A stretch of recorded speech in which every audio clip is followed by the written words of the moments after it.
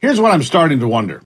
All right, as I did last week, it seems like this is an inside play by Democrats and others, the big funding mechanisms, the big money folks, to say, Joe Biden, you got to get out of here. They're going to push him to the sidelines. Mara isn't the only Democrat to question this. Major Democrat politicians are now doing the same, like Senator Dick Durbin of Illinois. Here he is. Well, I'm concerned there's a standard that we follow when it comes to members of Congress and classified information. The door to my office is closed. The person who presents the document to me takes it out of a locked briefcase, hands it to me, and watches as I read it. When I finish reading it, he takes it back, puts it in the briefcase, and leaves the scene. I mean, that's how carefully we review these documents. To think that any of them ended up in boxes in storage one place or the other is just unacceptable. But having said that, let me make this point clear. Joe Biden has said from the start, we are going to be totally transparent about this. Let the chips fall where they may. Well, the chips are falling there, Senator.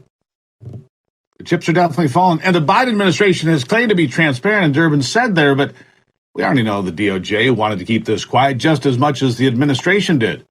Why would that be, you have to ask yourself. And that leads me to my next point, the big point. Here's what I'm thinking now.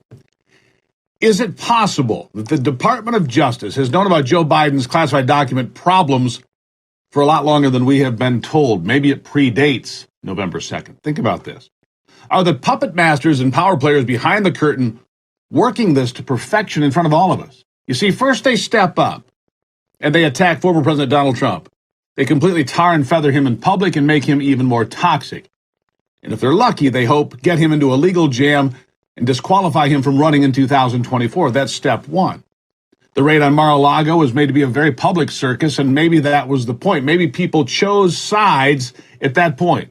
Democrats and their media pals going all in, hyperdrive, destroy Trump. Even Joe Biden weighing in about how reckless it was on 60 Minutes. Demand Donald Trump's head on a platter.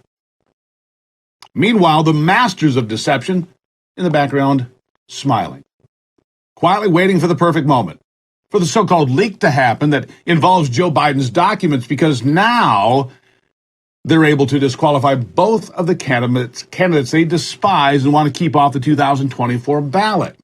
For the same reason, neither man can be controlled for different reasons, but they don't want that.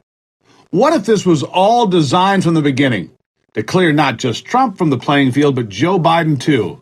Because, like I said, for different reasons, neither one of these guys can be properly controlled by those that believe they should be the ones running the whole country. Honestly, maybe they are.